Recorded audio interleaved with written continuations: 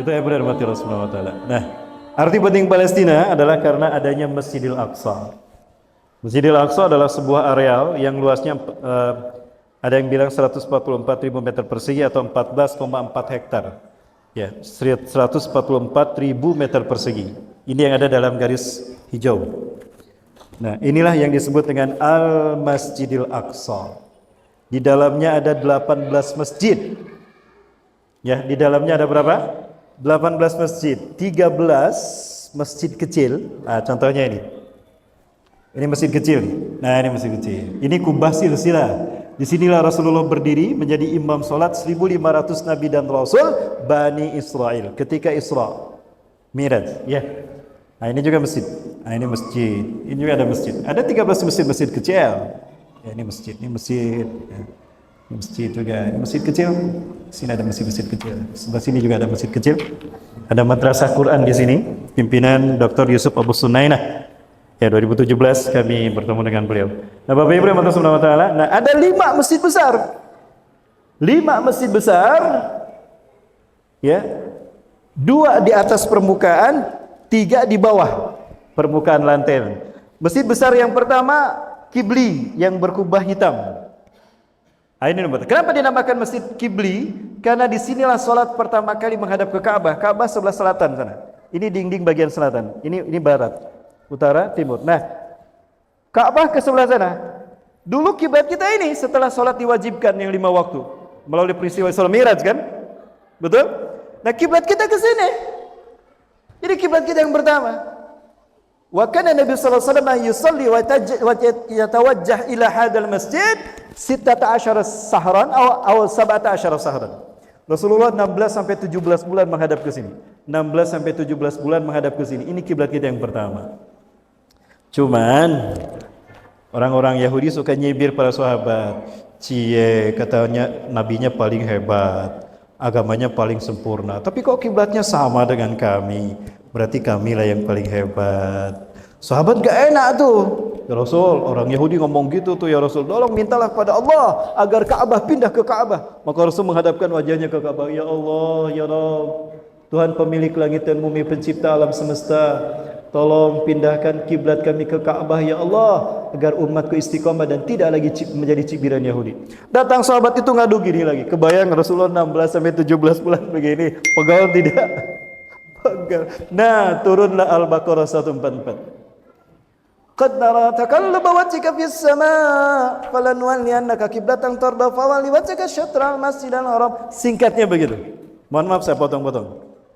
Ya, sungguh kami telah melihat engkau membalik-balikan wajahmu ke langit, meminta agar kiblat dipindahkan ke kiblat yang kalian inginkan. Sekarang fawalli wajhaka syatral masjidil haram. Arahkan wajahmu ketika salat ke Masjidil Haram. Yaitu setelah turun Al-Baqarah 144. Setelah 16 atau 17 bulan menghadap ke sini. Salat pertama, salat asar. Nah, di masjid ini menghadap ke Ka'bah, maka diberi nama Masjid Kibli. Masjid Kiblat. Yang kedua, Masjid Dam of the Rock atau Qubatus Sahra. Dinamakan Qubatus Sahra karena di masjid ini terdapat batu Mi'raj yang dinaiki Rasulullah ke Sidratul Muntaha. Sidrah artinya terminal, muntaha penghabisan. Jadi ada kemungkinan Sidratul Muntaha ujung alam semesta. Rasulullah nggak pakai pesawat ulang-alik, Challenger, Discovery, tidak. Cukup naik batu itu didampingi malaikat Jibril. Malaikat Jibril mengepang sayapnya sehingga oksigen ada di sekitar Rasulullah. Rasulullah tetap bernapas sampai ke Sidratul Muntaha. Subhanallah. Dengan iman kita akan bisa menerima itu. Betul? Betul? Mana jamaah sepi sekali. Sebelah sini udah pada tidur. Bunda, masih bersama saya? Baik.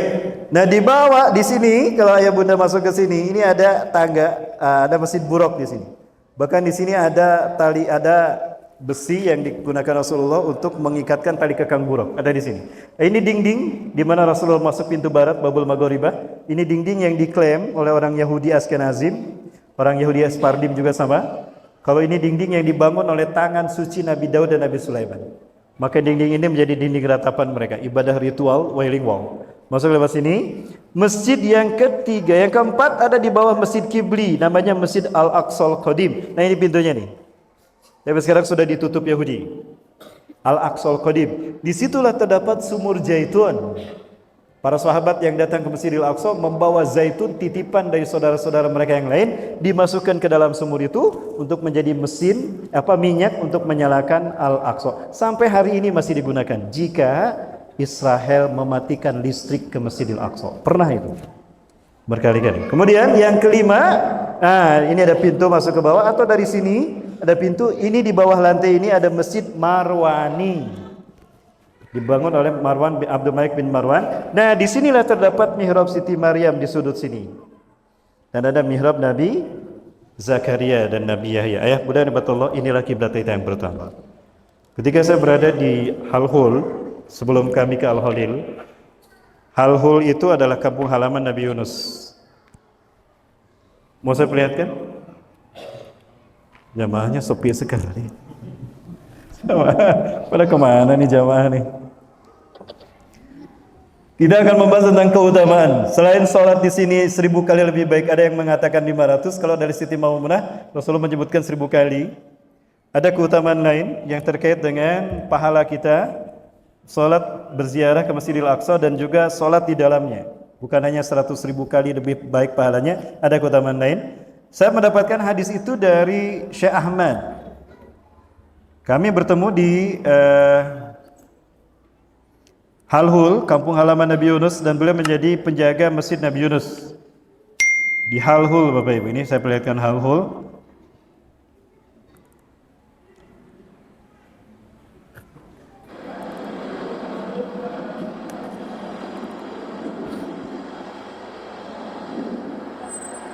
Sangat tinggi sekali. Suhu hanya 6 derajat sampai 8 derajat Celcius. Setiap kali kami ke situ selalu dingin dan pernah berkali-kali hujan. Nah, jelas tulisannya Bismillahirrahmanirrahim. Masjid An-Nabi Yunus alaihissalam. Qala ta'ala, Allah Ta'ala berfirman yang maha tinggi, wa inna Yunusa laminal mursalin, dan sesungguhnya Yunus benar-benar termasuk dari para utusan. Nah, ini pintu, tulisan yang ada di pintu wadi Nabi, Masjid Nabi Yunus. Disebut halhul. Hal artinya menetap. Ya, haul 1 tahun. Jadi sudah jadi Nabi Yunus menetap di situ 1 tahun. Halhul. Maka menjadi nama tempat ini. Ini yang selalu kami kunjungi sebelum kami ke Al-Holil, ke Hebron. Nah, di sini terdapat makam Nabi Yunus alaihissalam. Ini Syekh Ahmad yang bertemu dengan saya ngobrol dengan beliau, dan beliau yang menyampaikan hadis keutamaan. Salah satu keutamaan berziarah ke Masjidil Aqsa dan salat di dalamnya. Apa itu? Kita bahas nanti sebentar lagi. Assalamualaikum. Nah, ini makam Nabi Yunus. Disebut makom artinya tempat petilasan. Di situ Nabi Yunus diam, duduk, tidur, beraktivitas di kamar itu. Petilasannya ada baju atau apanya disimpan di situ. Ini dibuat demikian oleh dinasti Fatimiyah, pimpinan salah satu Salahuddin Al-Ayyubi. Jadi bukan kuburan. Kalau kuburan namanya makbarah. Ada di pintu Al-Aqsa itu makbarah. Makbaratul Muslimin fil Qudsi. Ada di sana makam 2 sahabat, Abu Darda dan Ubadah bin Samit radhiyallahu anhum. Nah, wabillah, di sini saya bertemu dengan Syekh Ahmad, dan Syekh Ahmad tadi bilang pada saya, "Ya Ustaz, ada satu riwayat dari Imam Ahmad, hadis dari Abu Hurairah atau Anas bin Malik, saya lupa lagi. Imam Ahmad yang menukilkannya. Rasulullah bersabda, Allah berfirman pada Nabi Sulaiman, "Ya Sulaiman, is'alni thalathatan sa'utiha iyyak." Hai Sulaiman, mintalah 3 permintaan, aku kabulkan. Is'alni thalathatan sa'utiha iyyak. Apa? Nabi Sulaiman meminta 3 permintaan. Permintaan yang pertama, ya Rabb, a'tini mulkan lam tu'ti qabli wa ba'di hatta takum as-sa'ah. Ya Allah, yang pertama Nabi Sulaiman meminta, berikan aku kerajaan yang besar yang belum pernah dimiliki oleh siapapun sampai hari kiamat. Maka Allah berikan kerajaan besar untuk Nabi Sulaiman, yang menjadi pengikutnya bukan hanya manusia, jin pun ikut menjadi pengikut dan umat Nabi Sulaiman. Ada jin ifrit, ada jin dedemit, bahkan ada jin amit-amit. Seperti apa jin amit-amit? Saya tidak tahu, karena saya belum pernah ketemu. Yang kedua, ij'alni malikan adilan kama tarda. Jadikan aku pemimpin yang adil sebagaimana keriduan Engkau ya Allah. maka jadilah Nabi Sulaiman raja yang adil. Saking adilnya, semut pun merasakan keadilan Nabi Sulaiman. Di Indonesia, semut merasakan keadilan? Mari kita tanyakan pada rumput yang bergoyang sana. Jangankan semut, ulama saja. Nah, yang ketiga ini pulang bagi kita. Ya Rabb, la tada'ala ahadin alladhi yazuru masjid hadha. Ya Allah, jangan kau biarkan siapapun setelahku sampai hari kiamat. Berlaku untuk kita. Alladhi yazuru masjid hadha, yang berziarah ke masjidku ini. Summa yusalli fihi walau rak'atain, lalu salat di dalamnya walaupun cuma 2 rakaat. Summa yatubu 'alaika min dzunubih an dzunubih, lalu dia bertobat kepada engkau atas semua dosa-dosanya. Illa an tahuttu anhu khataya qabla an yakhruja min hadzal masjid, melainkan kau hapuskan semua dosa-dosanya sebelum keluar dari masjid ini. Allahu akbar. Jemaah, inilah salah satu dari sekian banyak keutamaan di Masjidil Aqsa. Datang kita berziarah ittiba' sunnah ke sana, salat 2 rakaat di dalamnya, mau di masjid yang manapun atau di luarnya sama saja, karena ini sama-sama Al-Aqsa. Walaupun cuma 2 rakaat, lalu kita bertobat kepada Allah atas semua dosa-dosa kita dengan sungguh-sungguh, apalagi sambil meneteskan air mata, maka keluar dari masjid ini lewat pintu manapun bersih kita tanpa dosa-dosa. Subhanallah. Jamaah, inilah keutamaannya. Kenapa demikian? Perjuangannya berat.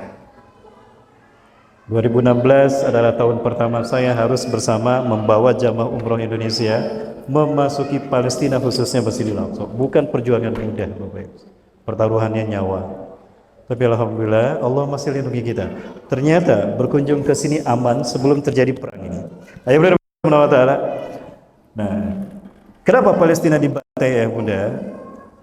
Secara ideologis, Zionis Yahudi mereka mengatakan bahwa ini secara ideologis, akidah mereka, tidak ada artinya dunia tanpa Yerusalem, dan tidak ada artinya Yerusalem tanpa Haikal Solomon. Artinya mereka harus mendirikan singgasana Haikal Solomon, dan itu tepat akan dibangun di atas puing-puing reruntuhan Masjidil Aqsa. Artinya ini isyarat Masjidil Aqsa akan mereka hancurkan. Demi Allah, itu sudah mereka lakukan. 20 tahun yang lalu sudah ditemukan pertama kali Syekh Red Salah. Saya tidak tahu beliau masih hidup atau tidak. Beliaulah pemuda yang sekarang menjadi sudah ulama besar, sudah sepuh, 30 tahun berjuang sendirian di Al-Aqsa, menyeru umat Islam dunia untuk berkunjung ke sana. Kenapa? Al-Aqsa segera bentar lagi akan mereka hancurkan. Ini faktanya ya Bunda. Saya tidak bisa tanpa fakta. Inilah data di mana Al-Aqsa akan segera mereka hancurkan. Betul Ustaz, ini buktinya. Dan ternyata inilah yang membuat Hamas menyerang mereka di bulan Oktober. 300 terowongan sekarang sudah menganga di bawah lantai Al-Aqsa, fondasi Al-Aqsa. Ini buktinya.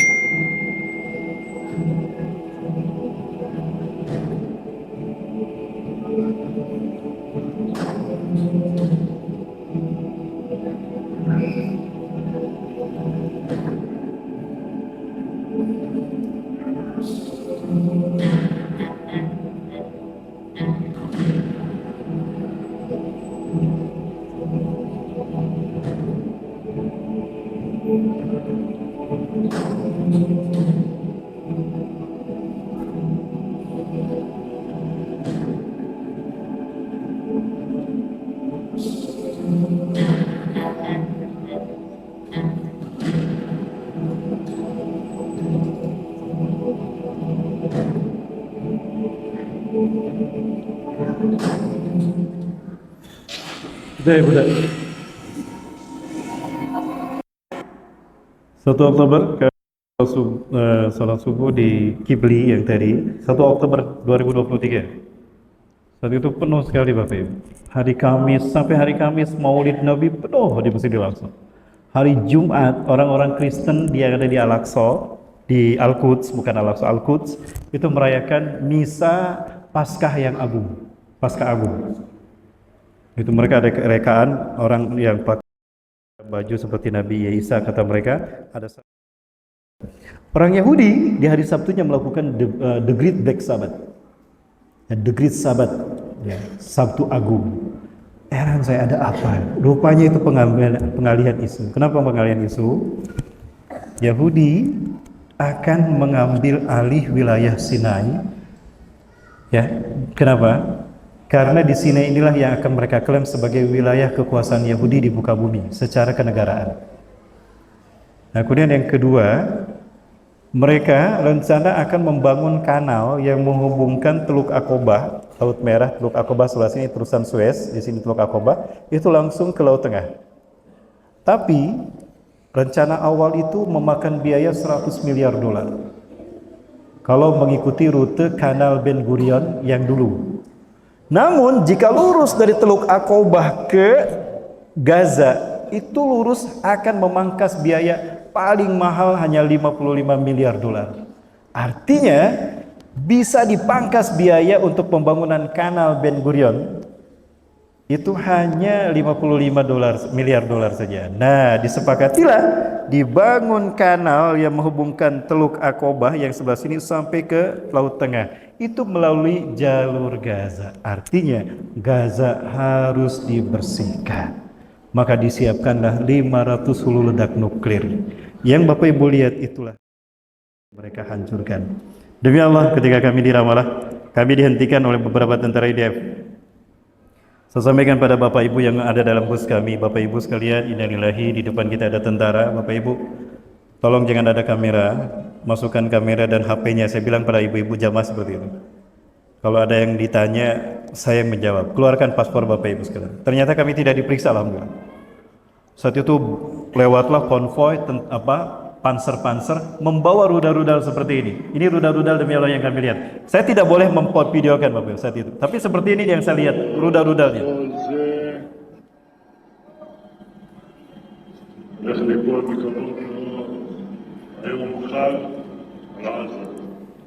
Saya katakan Bapak Ibu, jalan yang akan kita tempuh ini, yang sedang kita tempuh ini mengarah ke Gaza, Bapak Ibu. Kurang lebih 54 km lagi. Posisi kami di Ramallah saat itu. Nah, Bapak Ibu dan teman-teman, demi Allah Bapak Ibu, saya yakin Gaza. Betul Bapak Ibu. Rudal itu saudara kita di Gaza. Dan ini bukti.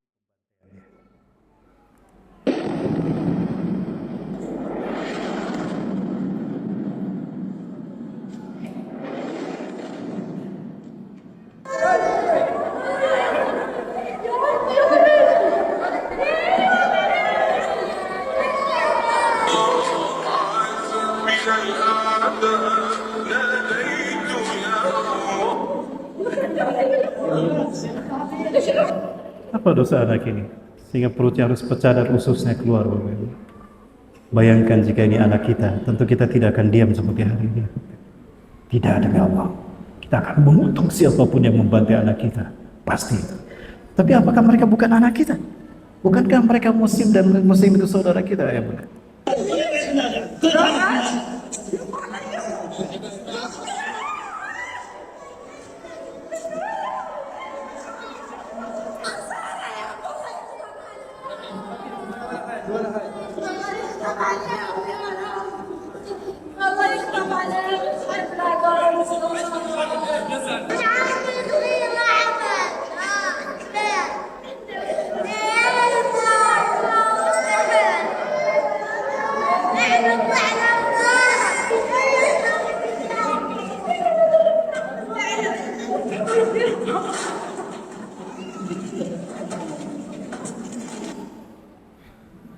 Bapak Ibu, sudah 1 tahun 18 hari.